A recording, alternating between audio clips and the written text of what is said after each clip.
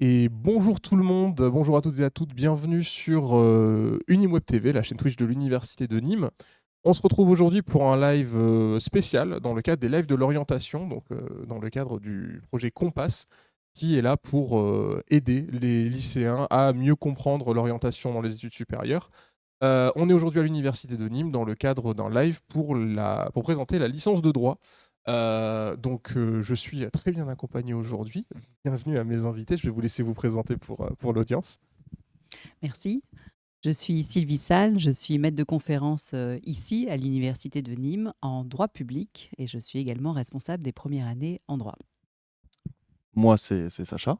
Je suis étudiant en deuxième année de master, donc master de droit des affaires à l'université de Nîmes et je suis également président de l'association de filière de mon master, l'association Master Éclat.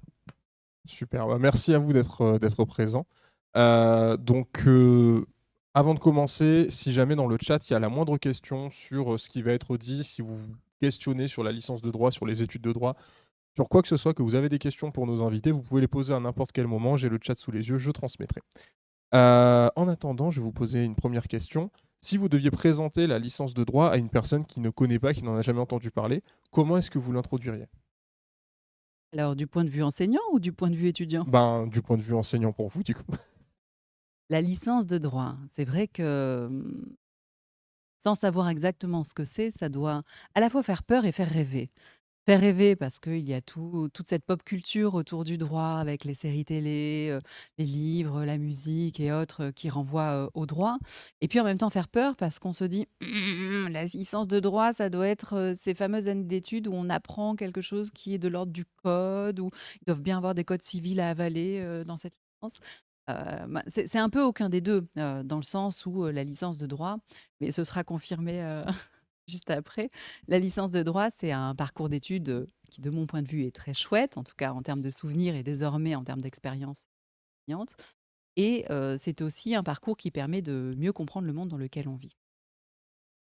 Oui, c'est vrai que comme vous le disiez, la licence de droit, elle est remplie de préjugés qui sont diffusés de plus en plus sur les réseaux sociaux, sur plein de choses. On s'attend à ce que la licence de droit, ce soit exclusivement du par cœur. Or, on se rend rapidement compte que dans cette licence, il y a une partie, évidemment, en première année, socle commun à acquérir, donc ça fait partie un peu du jeu, mais un peu comme dans toutes les études. Mais en fin de compte, voilà, c'est bien plus qu'on nous apprend, une manière de réfléchir, de raisonner, une manière aussi d'apprendre.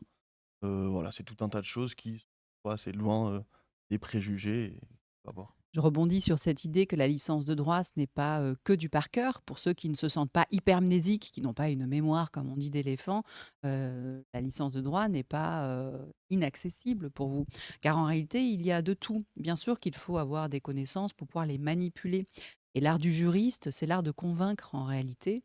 Et donc, dans cet art de convaincre, ils vont, les étudiants qui, au fur et à mesure, deviennent juristes, sont juristes en herbe, vont manipuler des connaissances, des preuves juridiques en quelque sorte, pour parvenir à convaincre. Alors d'abord leurs examinateurs premiers, que sont les enseignants, les convaincre lors de l'examen, en démontrant leurs réponses par une dissertation, par l'analyse d'un texte, ce qu'on appelle un commentaire, mais ça vous le savez sans doute, par un cas pratique pour lequel ils vont trouver les réponses les plus justes et les plus fines possibles.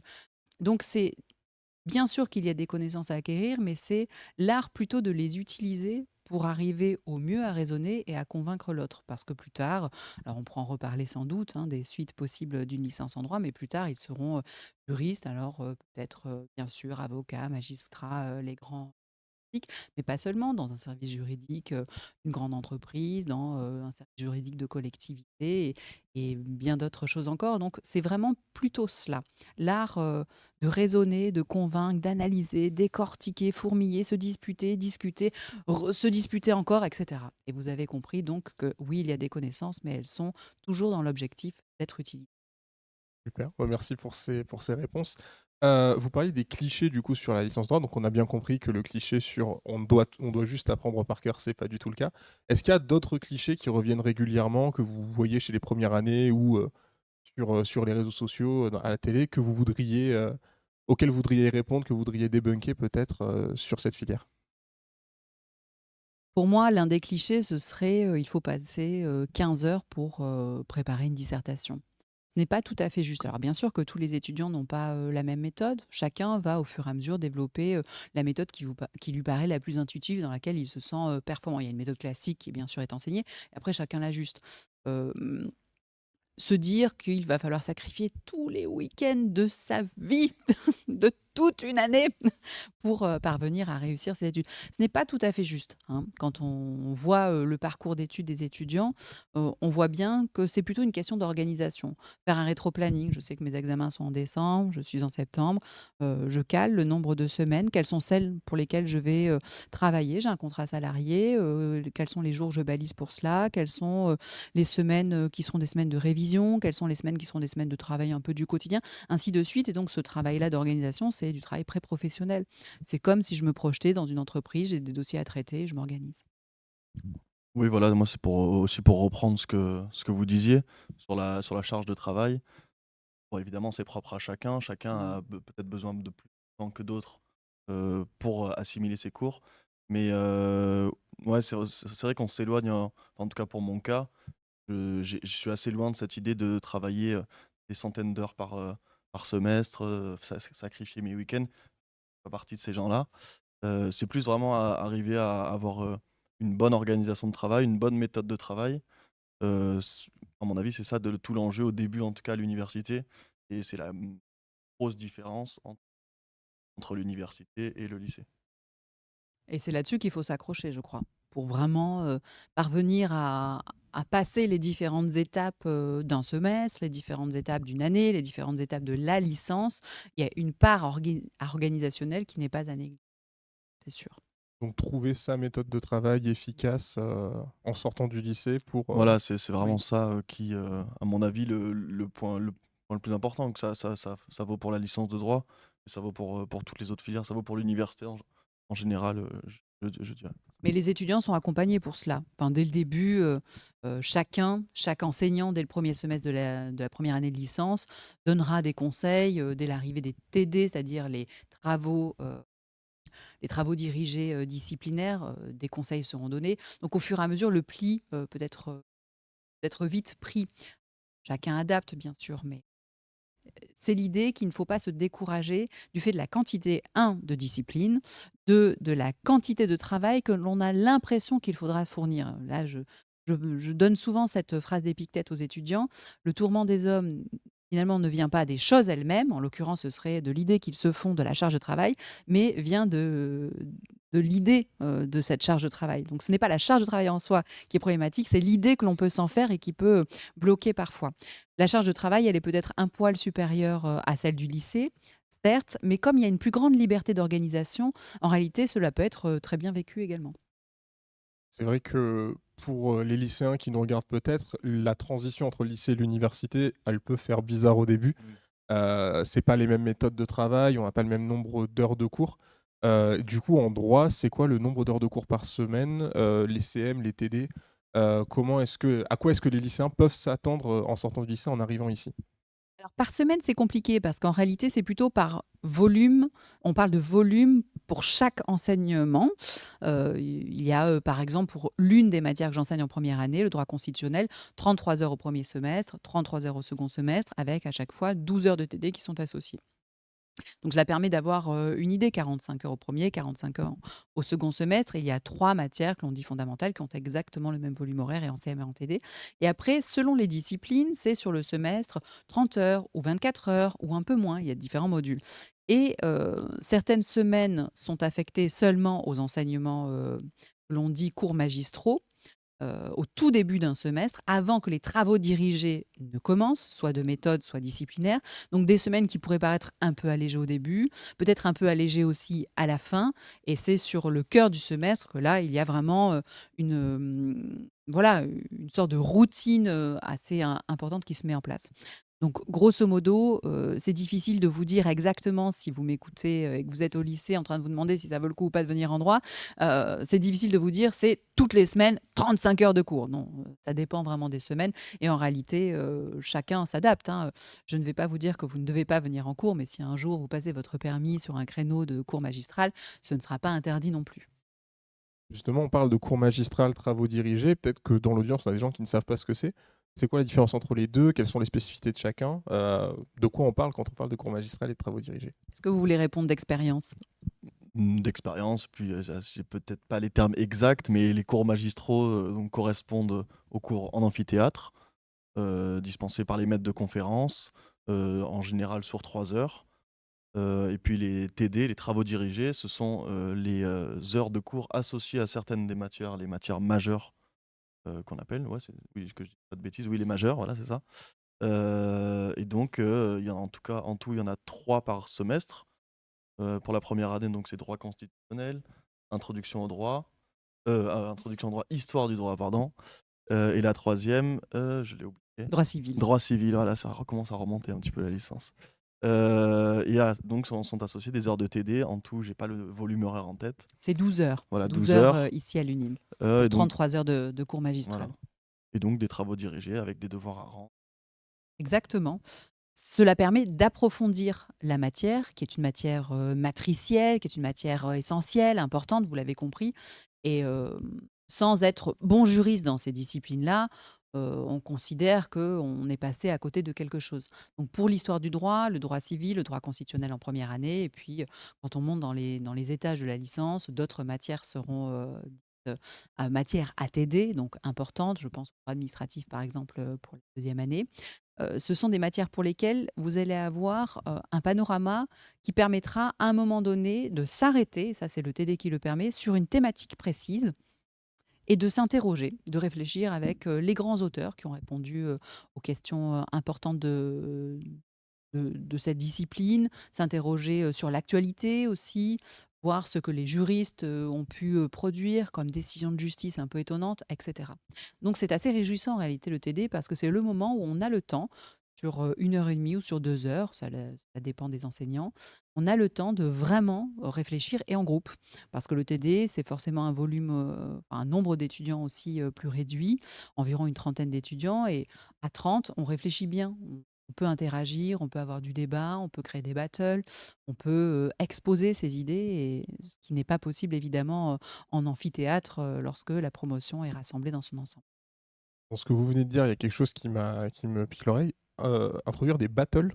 Vous faites vous affronter les étudiants. Comment ça se... Qu'est-ce que c'est les battles? Imaginons un sujet du type le référendum, pour ou contre. Le référendum, c'est une thématique, une notion qui est classique en droit constitutionnel. Au second semestre, dans le cadre d'un TD qui est sur le peuple, il est tout à fait possible d'introduire des sujets pour permettre l'oralité, pour pousser les étudiants à une forme d'oralité. Parce que être juriste, c'est à la fois bien écrire son argumentation comme les conclusions d'un avocat, mais c'est aussi prendre la parole et convaincre par la parole. Et donc, on pousse les étudiants. Au début, c'est difficile, à prendre la parole et à tenir une position. Imaginons que l'on crée 2 camps. Vous 3, vous serez pour le référendum. Vous 3, vous serez contre le référendum. Dans la littérature juridique, il y a toutes les positions qui ont été défendues par les grands auteurs. À vous d'en extraire la substantifique moelle, c'est-à-dire les arguments les plus essentiels. Et allez-y, exposez vos arguments. Et on verra qui a le mieux convaincu. Donc vraiment de la mise en pratique des textes qu'on Tout a à lus, on a fait. débattu, comment est-ce qu'on peut les défendre. Super intéressant. Ça fait déjà beaucoup d'informations. On parlait tout à l'heure des débouchés. Vous avez beaucoup utilisé le terme de juriste. C'est vrai que moi, qui n'ai pas fait des études de droit, quand on me parle de droit, les premiers mots qui me viennent en tête pour les débouchés, c'est juge, avocat. Qu'est-ce que c'est un juriste? Est-ce qu'il y a plusieurs classifications? C'est quoi les débouchés d'une filière de droit? Et est-ce qu'on est vraiment sur ce cliché de l'avocat, le juge, et après on ne sait pas trop? Ou est-ce qu'il y a une grande variété de débouchés possibles? Pour la définition du juriste, je vais pas trop m'y tenter, mais c'est vrai qu'on peut me qualifier de juriste, étant donné qu'on peut qualifier quelqu'un de juriste à partir du moment où il a une licence en droit. C'est mon cas. Le juriste, c'est celui qui va pratiquer le droit au quotidien, soit dans son travail ou dans ses recherches, dans des domaines qui sont divers et variés. Et pour tout ce qui est débouché, est-ce on en vient simplement à avocat, juge, notaire, voilà. En fin de compte, il y a beaucoup plus que ça, parce qu'il y a plein de secteurs différents. Évidemment, le, mmh, en droit, il y a beaucoup de personnes qui veulent faire avocate, juge, voilà, de tous les domaines. Mais en fin de compte, il y a beaucoup aussi de personnes qui veulent simplement travailler dans des entreprises, travailler dans le secteur bancaire, travailler en collectivité pour le droit public. Donc il y a plein ou même on peut aller toujours dans le droit public, heu, intégrer la police en tant que commissaire. Il y a vraiment énormément de débouchés et peut-être que moi, c'était pas trop mon cas non plus quand j'ai intégré la licence. On se rend pas forcément compte de toutes les possibilités qu'il y a. On s'en rend compte vraiment au fil des années d'études, voilà, plutôt peut-être à partir de la deuxième année où, on étudie des matières où, voilà, on qui sont un peu plus tangibles et on sait vraiment plus à quoi ça correspond, et on sait aussi, voilà, du coup, ça va. Je suis tout à fait d'accord. Et cette idée qu'à partir de la deuxième année de licence, cela prend en quelque sorte les étudiants, cela les intéresse de plus en plus de savoir quelles seront les suites possibles pour eux parce qu'il y a cette sélection désormais anticipée à la fin de la licence 3. Pour obtenir un master 1, il y a une sélection qui se joue. Et donc la question de l'orientation, désormais, c'est comme déplacée et arrive plus tôt dans les études de droit, là où avant, on se laissait un peu porter pendant les 2, 3 premières années. Euh, et plus les étudiants s'interrogent, et ce dès la première année, à l'UNIM d'ailleurs, ça c'est une spécificité, les étudiants peuvent réaliser autant de stages facultatifs qu'ils le souhaitent sur une semaine, et l'université est là pour les accompagner, c'est ce que l'on appelle une convention, ils sont couverts. Ils peuvent réaliser des stages dans toutes les structures qui veulent bien les accueillir. Alors bien sûr qu'il y a juges, avocats, notaires, dans les collectivités, un service juridique, mais certains sont très inventifs et tentent en fait l'aventure du stage comme cela de découverte dans d'autres structures où l'on pourrait avoir besoin un jour d'un juriste.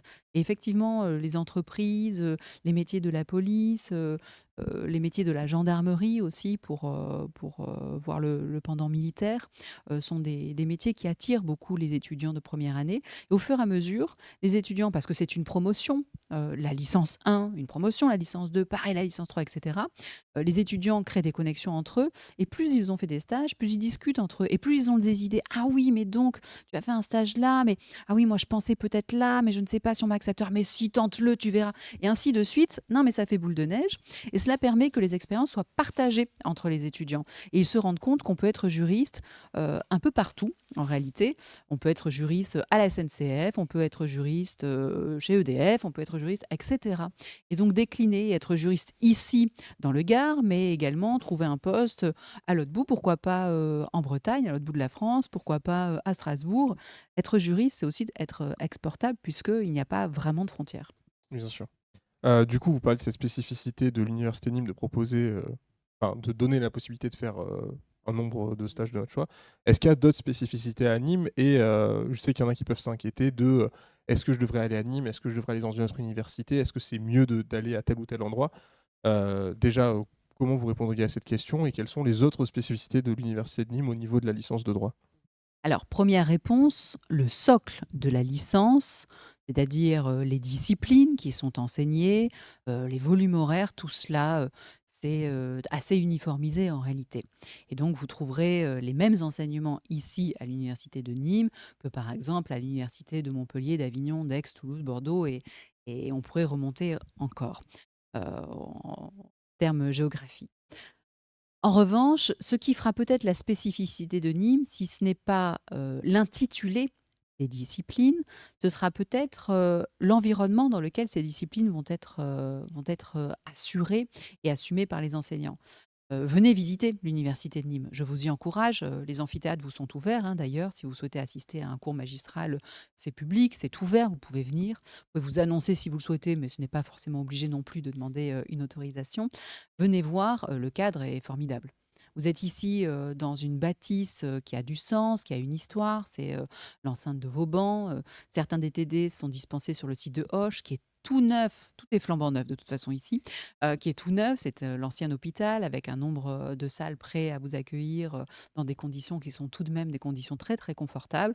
Vous avez juste là, à côté de moi, une salle de sport, derrière un gymnase, le restaurant universitaire qui fait aussi cafétéria et lieu d'accueil avec toutes ces terrasses en bois prêtes à vous accueillir lorsqu'il fait beau et même lorsqu'il ne fait pas beau. La bibliothèque juste au-dessus de moi, universitaire. Bref, en 3 pas, vous avez tout à proximité. Et c'est quand quand même réjouissant parce que le quotidien, me semble-t-il, est un quotidien qui est assez facile et confortable. La gare est à côté si vous n'habitez pas à proximité, tout est bien desservi. Bref, donc de ce point de vue-là, l'approche géographique et structurelle, c'est très, très confortable et très pratique. Et je rebondis sur les stages parce que c'est important. Toutes les institutions sont à 3 pas.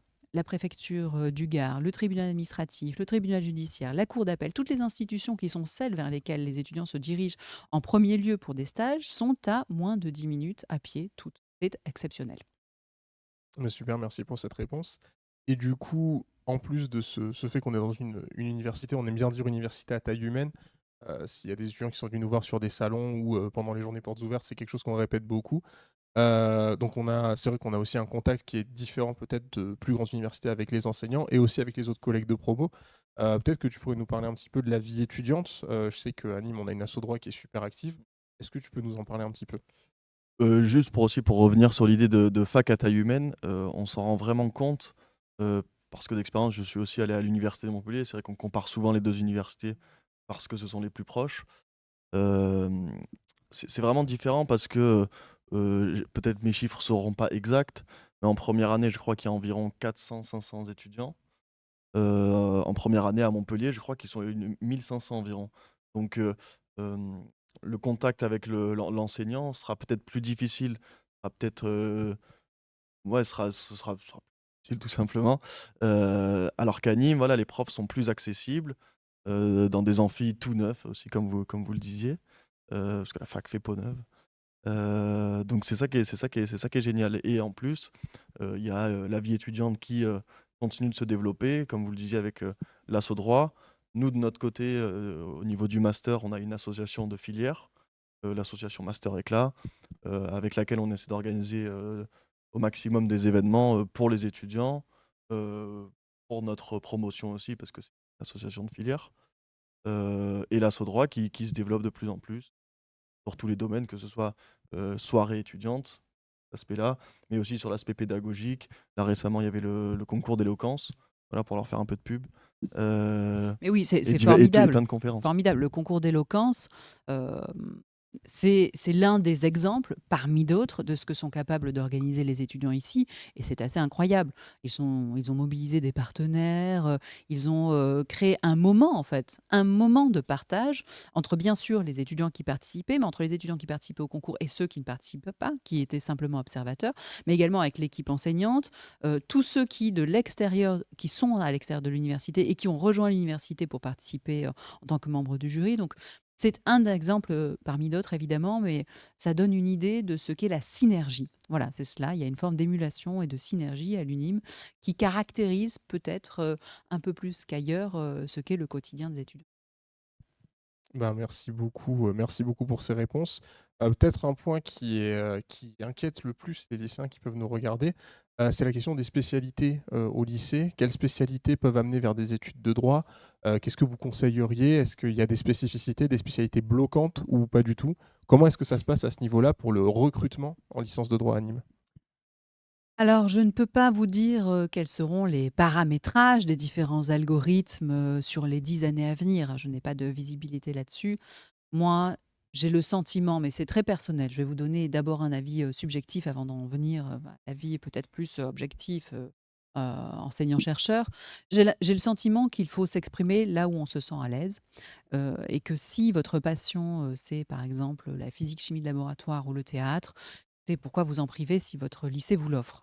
Si cela vous permet de vous épanouir et de performer, comme l'on dit aujourd'hui. Bon, évidemment, les études de droit sont des études, qui sont, liées, aux sciences humaines et sociales et donc on pourrait avoir tendance, à se dire qu'il faut avoir fait beaucoup de philosophie, beaucoup de français, beaucoup d'histoire géo, beaucoup de matières qui ont un profil un peu, sciences politiques.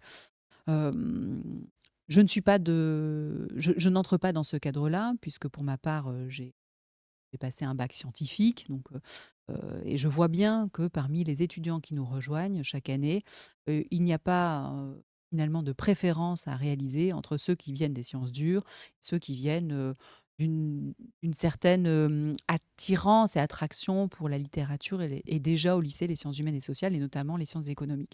je crois que chacun a sa place. Et c'est ce qui est assez passionnant d'ailleurs avec les études de droit. C'est qu'il vaut mieux d'ailleurs qu'il n'y ait pas ce cloisonnement. Parce que cela permettra d'avoir des juristes et des environnements dans le monde du droit qui se déploient dans tous les aspects du droit. Parce que le droit, on n'en a pas trop parlé, mais c'est le droit public, c'est la fonction publique, les relations avec l'État, c'est le droit privé, le droit de la famille, c'est un peu de tout. Et donc, si vous venez d'un peu partout, personnellement, cela me convient et je crois que ça correspond au projet. Après, d'un point de vue stratégique, évidemment que si vous avez déjà suivi des enseignements qui vous ouvrent au monde du droit, à travers des enseignements un peu de géostratégie et surtout de sciences politiques, vous savez ce qu'est l'État, vous savez ce qu'est un conseil constitutionnel, vous savez ce que c'est que l'institution divorce, etc. Ben, vous avez comme une petite longueur d'avance, mais cette petite longueur d'avance, finalement, est vite rattrapée par tous ceux qui vont réaliser leur première semaine en droit. Voilà, moi, pour justement faire suite à ce que vous dites, moi j'ai fait un bac S, donc aussi également. Avant de faire droit, j'ai même fait une année de PACES, qu'on appelle PASS maintenant. Donc voilà, pour dire aussi, exactement rejoindre ce que vous disiez, il y a un peu tous les horizons. Quand je suis arrivé en droit, j'étais pas le seul à sortir d'une année de médecine. On était, je dirais peut-être 4-5. Et puis ces étudiants-là, pardon, réussissent brillamment. Je sais qu'il y en a une qui est devenue magistrate. Enfin voilà, c'est, ça n'a aucun incidence sur la réussite par la suite. Ok, super, merci pour cette réponse. Puis alors, arrêtez-moi si je dis une bêtise, mais il me semble que le droit, c'est une filière qui met beaucoup en avant la culture générale et qui permet d'acquérir une certaine culture générale. Donc c'est vrai que d'avoir des étudiants qui viennent un peu de différents horizons, ça permet aussi d'étendre un petit peu tout ça et peut-être avec cet effet de promo de s'entraider à ce niveau-là. Donc bah merci beaucoup pour Tout ça. à fait. Ouais. Et je voulais, en vous écoutant, cela m'est venu, je voulais également dire aux lycéens, peut-être futurs étudiants en droit qui nous écoutent, que si vous êtes dans la situation d'avoir un régime particulier pour vos études, je pense à la dyslexie, puisqu'un Twitch avait été organisé sur la question de la langue française il y a quelques semaines, les études de droit ne sont pas un obstacle. Heu, Déjà parce qu'il y a un accompagnement, il est tout à fait possible d'obtenir, un tiers-temps aussi à l'université, comme on a pu l'obtenir, au lycée ou au collège et je le vois, nombre d'étudiants qui, font partie de la grande catégorie des 10 réussissent très bien et ce n'est pas parce qu'il y a un rapport à l'écrit qui est très fort en droit que cela empêcherait les étudiants de réussir, même à ce niveau-là. D'autant que l'oralité, est bien souvent mise en avant et que il n'y a pas d'obstacle, plus fort, pour les uns que pour les autres. Voilà. Merci beaucoup, c'est vrai que c'est rassurant pour les étudiants et d'ailleurs de savoir qu'il y a plein de dispositifs d'aide en première année.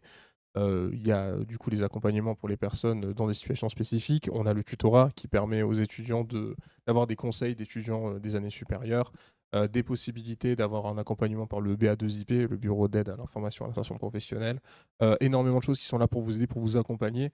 Voilà. C'est vrai qu'on ne l'a peut-être pas suffisamment dit, mais à l'université de Nîmes, on mise sur, la collaboration entre les étudiants et le fait que les étudiants ne passent pas un concours, mais un examen. Un concours, ben oui, bien sûr que il faut seulement quelques-uns réussiront.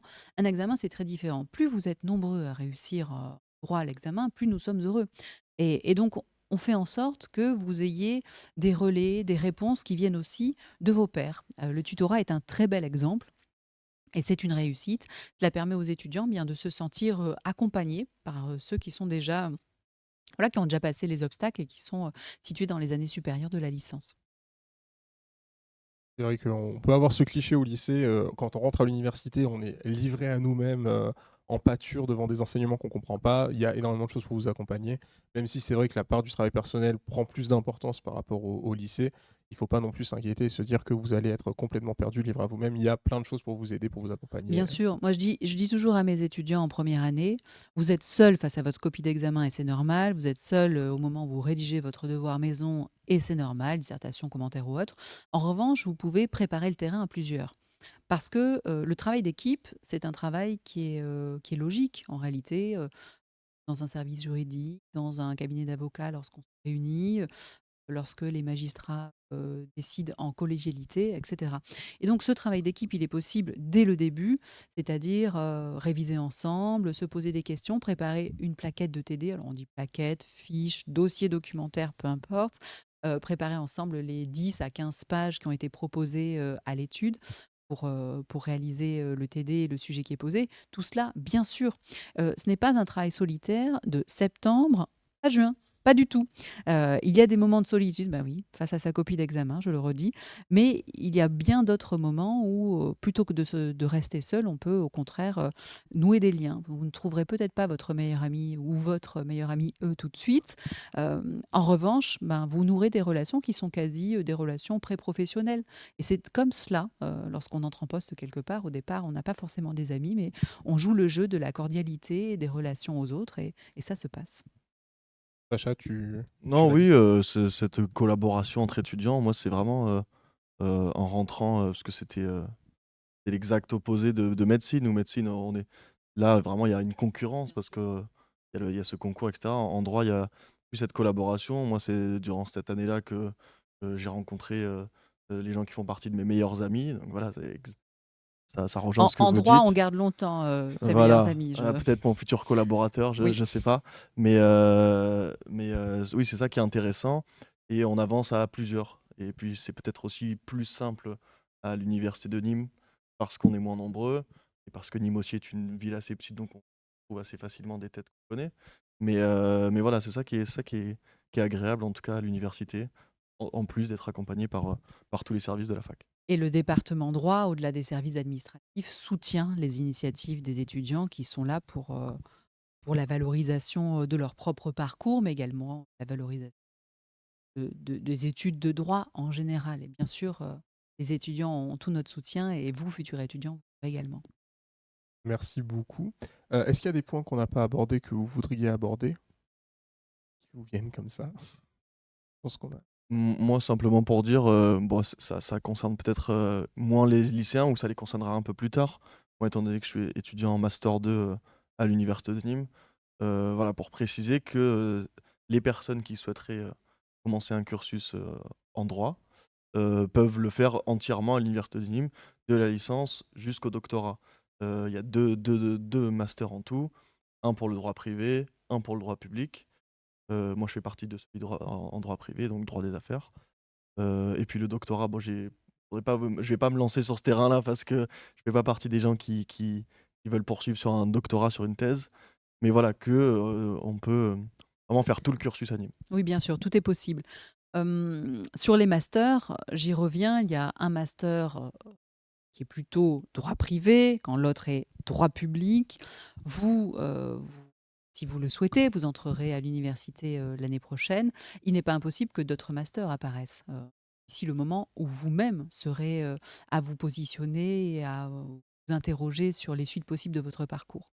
Et il y a également des masters qui sont à la croisée de droit et AES au sein de notre département, qui sont tout à fait ouverts aux juristes dès à présent et aux juristes que vous serez si vous nous rejoignez. Je pense notamment au master management des risques. Ok, super, bah merci beaucoup. Donc, si on devait résumer, la filière de droit, c'est beaucoup moins intimidant que l'image qu'on en a. C'est sûr. Beaucoup de collaboration entre les étudiants, possibilité de faire des stages, plein d'aides pour suivre son parcours. Donc voilà, s'il y a des étudiants qui sont intéressés par la filière de droit, j'espère qu'on a pu répondre à la plupart de vos questions. On n'a pas eu de questions dans le chat, donc voilà, de toute façon, ce live sera disponible en rediffusion. J'imagine qu'ils peuvent aussi contacter peut-être une adresse s'ils ont des questions qui veulent se renseigner sur la filière de droit, je sais pas. Oui, bien sûr. Et d'ici le début du mois d'avril, si vous souhaitez venir assister à un cours magistral, c'est également possible. Soit avec l'ensemble de votre classe. Alors j'imagine que dans ces délais, c'est difficile à organiser, voire même seul. Bien sûr que vous serez accueilli. Super. Bah, merci beaucoup à vous pour toutes ces informations très précieuses. Merci aux personnes qui nous ont suivis en live. Donc si vous êtes intéressé, n'hésitez pas à vous renseigner, vous pouvez aller voir sur le site de l'université, vous pouvez venir sur site comme vous l'avez dit, visiter, assister à un cours, découvrir ce que c'est qu'un amphithéâtre pour les lycéens qui n'ont pas d'amphithéâtre dans leur lycée. Donc voilà, merci de nous avoir suivis. S'il y a des personnes intéressées, demain on a un autre live de l'orientation qui va être organisé pour présenter les parcours LAS et PASS dont on parlait un petit peu tout à l'heure. Donc si vous êtes intéressé, vous pouvez venir à ce moment-là aussi, ou si vous connaissez des personnes intéressées, n'hésitez pas. Tout à l'heure, à 15h, nous avons Saisonard, qui est notre émission de dessin collaboratif en live sur la chaîne Twitch. Si ça vous intéresse, vous pouvez rester venir voir ça tout à l'heure. Merci SourceDop qui nous dit merci, c'était très intéressant, merci de nous avoir suivis. On vous souhaite une excellente journée. Merci encore à vous d'avoir été Merci. présents et Merci. pour toutes ces infos. Et puis au revoir, peut-être à bientôt à l'université ou à bientôt sur Twitch.